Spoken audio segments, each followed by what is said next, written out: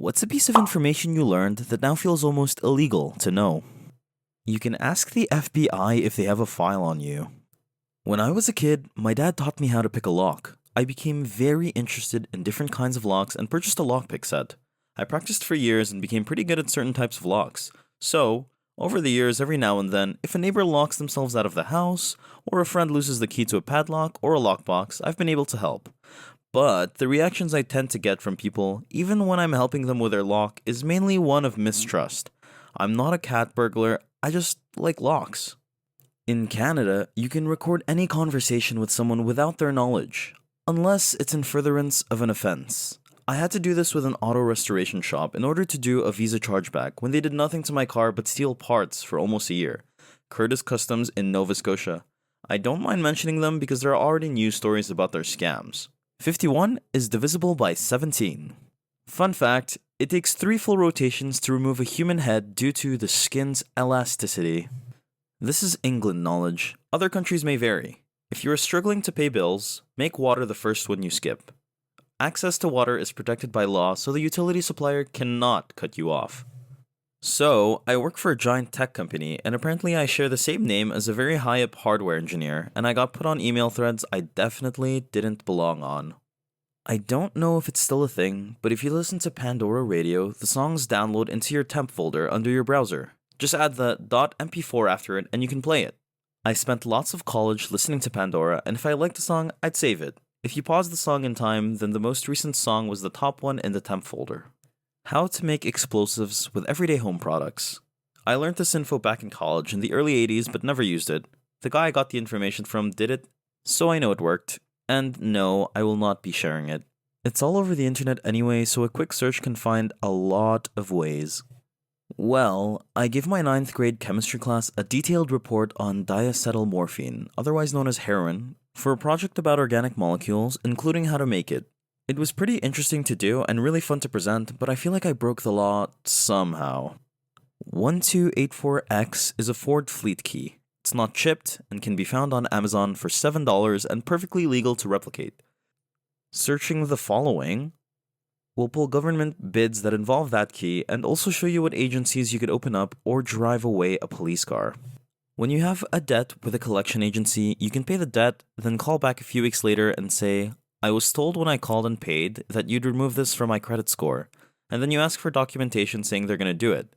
Apparently, collection agencies don't keep super good records on stuff like that. They just want your money. It worked for me, and I hope it can work for you if you need it in the future. Aluminum foil can block the thefts detection signal in supermarkets. You can ask scientists for their research paper that you usually have to pay money to view in a journal. They're allowed to just email it to you, no questions asked, if they like to do it. When you're on a jury, you can vote for someone as innocent even if you think they did it. Most common reasoning for this would be if you just think that they shouldn't be punished for whatever they did. I can't remember the term for it, something like third option. It's actually called jury nullification, and it's definitely still a thing in the US. It is legal to grow opium poppies in the United States, but only if you don't know they can be used to make drugs. How to make thermite. I don't know why, thermite itself isn't actually all that useful or destructive. It burns hot, sure, but it's not going to melt anything very well without a proper vessel to contain and direct the heat into the thing you want to melt. The tricks doctors use to distract you when they're trying to check your reflexes. I read a personal finance book that recommended calling your providers once a year, so credit card companies, TV and internet providers, cell phone company, etc., and demand a lower rate or price. I've been following that advice for 2 years and have not been denied once. Last week, I saw a commercial from my internet provider offering a super low introductory rate, so I called to demand that I get that rate. They said no problem, and now I save an extra $700 a year because of a 5-minute call. I'm a very passive introvert, so it's not the most easy or comfortable thing, but the money I save is worth it. They may say no initially, but if you ask a few times or ask to speak to their supervisor, they very usually give in. Totally another route of what everyone else is posting, but the line at the Animal Kingdom safari ride isn't chained. This is the one at the Disney World Park. He is fed a huge piece of meat every morning and sits on a rock that is changed to the perfect temperature for him every day, so he has no reason to attack anyone on the safari ride. Creating nitrogen triodide. When in liquid form, it is stable, but once it dries, so much as a fly landing on it creates a purple smoke explosion. It's so unstable that alpha radiation can be used to detonate the stuff. It's actually easy to get the materials and create the stuff.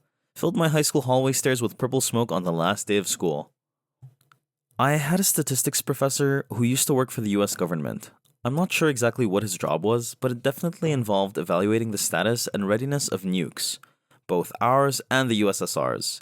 He was probably at least 7 years old and had been retired from that job for a while. One day in class, he just started talking about the percentage of nukes that fail, ours and theirs, and why they fail, and all kinds of other seemingly sensitive information. I don't think he would have told us anything classified, but his personality was boisterous and irrelevant enough that I'm not so sure.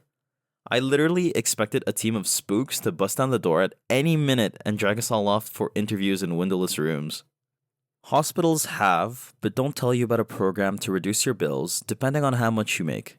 You can go to their website and usually find a hidden link for financial assistance policies and really cut your bill down. Well, I'm in med school, and funny enough, learning how to not off a person involves learning about a poop ton of ways on how to off a person. Edit. Y'all are asking for examples. Understandable, so I'll provide some, in hope it's purely for academic purposes and innocent curiosity. There are a lot of very interesting ways to off a person beside the obvious and boring gunshot. The most important one for a doctor being drug overdose, cause there are a lot of drugs that can totally off you. In fact, basically anything could off you if you assume too much of it. Hell, you could die of water overdose. If you drink too much water fast enough for your kidneys to not be able to filter it out, your blood will become too diluted to function and your blood pressure will skyrocket. To put up for this, your body will start storing excess water in places it shouldn't be. For example, the brain. And the brain really doesn't like being compressed. You'll either die for cardiac failure due to excessive blood pressure, tissue death for lack of oxygen of brain, death for excessive intracranial pressure. Other fairly common substances and drugs can off you are potassium. Yo, but bananas are healthy. Yeah, I know, but pure potassium is actually one of the deadliest substances you can find in a hospital, and it takes a tiny amount to off a person. Paracetamol. It only takes about 12 to 15 grams of paracetamol to off an average of 50% of the subjects, and where I live, 1 gram pills are incredibly common, so it's just 12 pills. Air. About 10/20 cc in a vein, and you're beyond saving. And really, a ton of other stuff. Another way I personally find so absurd, it's almost funny, is breaking the cribiform plate. Have you ever wondered how does the sense of smell work? You have thousands of tiny receptors on the very upper part of your nasal cavity, but those aren't connected to a nerve, like it is for taste buds or pain receptors. Those are connected directly to your brain through a tiny bone strip that divides the base of your brain from the top of your nasal cavity, which is about as thick as a few paper sheets and full of tiny holes for the brain cells, there to connect to the small receptors. You basically have a bunch of brain cells dangling in your nose, and that bone is insanely easy to break. You just have to push a long enough stick upright in someone's nose. Also, in front of that bone, there is another vertical bone segment that divides to the left and right part of the nasal cavity. If you punch someone's nose hard enough for that bone to be pushed backwards, it can actually perforate the skull. The brain damage coming from it may not be huge, but the nose is very dirty, and the immune system cannot reach the brain, which has other defenses against pathogens. If you break through the skull like that, you will push a ton of bacteria inside the brain, and the subject will very likely die from bacterial meningitis, an infection after a few days. This is how both ancient Egyptians took the brains out of pharaohs' bodies, and the reason why many body combat sports have banned nose and face punches. Also, contrary to popular belief, if you hang someone, they don't actually die from asphyxiation. Instead, their neck usually breaks. And there are 2 pretty big arteries going right through 6 out of the 7 cervical vertebrae.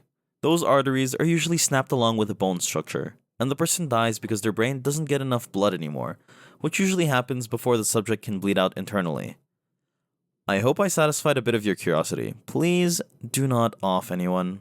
Also, I'm just a first year student, so if older med students or doctors want to point out mistakes or add something, please go ahead.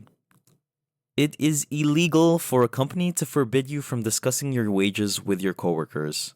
If you work through your lunch break, you are entitled to compensation. If you are expected to do work while you are on break, you're not on break. If your cash till doesn't lock, or if other people, including your managers, can get into your till, the company cannot dock your pay for missing cash. At will, states can fire you for any BS reason. Stay safe, fellow wage slaves. Know your worth, know your labor laws, and cover your back. When companies ask for your name, age, gender, race, occupation, salary, etc., you can just lie. You'll never be able to remove the information about yourself off the internet, but you can muddy the water quite a bit. Police are allowed to lie to you, and so are military recruiters. Confidence can open a lot of doors. A lot of times, you can get away with more with some swagger than you otherwise would being meek about it. Unionization saves you more money than it costs you. You cannot be punished for attempting to do so, and it is not in any way illegal, rude, or improper to discuss your salary with your coworkers. It feels illegal because every company on the effing planet has tried to make people think unions are evil monsters trying to get you to pay union fees for no return. This is false because union dues are much less expensive than a company underpaying you and trying to work you to death, which a union fights against. Unions are there to prevent worker exploitation. Stop it if people were being exploited when they got there, and get you a fair wage that will actually let you live off one job instead of needing 4 to 5 or to work criminal amounts of overtime.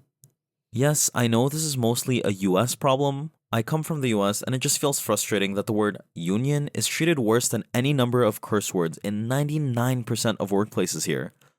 Probably gonna get buried here, but there's a large clinic in my hometown and they had or have a shady practice. 1. They'd cold call patients they haven't seen in 1 to 5 years to set up an appointment for no reason. 2.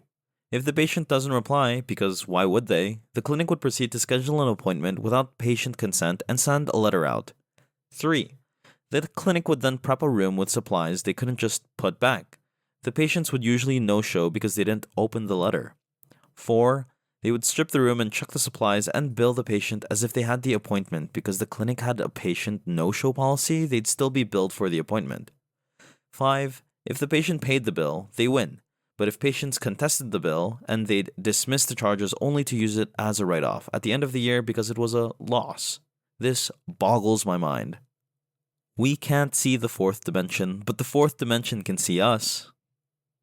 In Ireland, there is no legal age to get a tattoo. Legally, you can tattoo a newborn as long as the parents consent. We can get done for bodily harm to a minor if there is no consent. We have an industry standard of 16 with parent or 18 with an ID. I'm a tattooist in Ireland.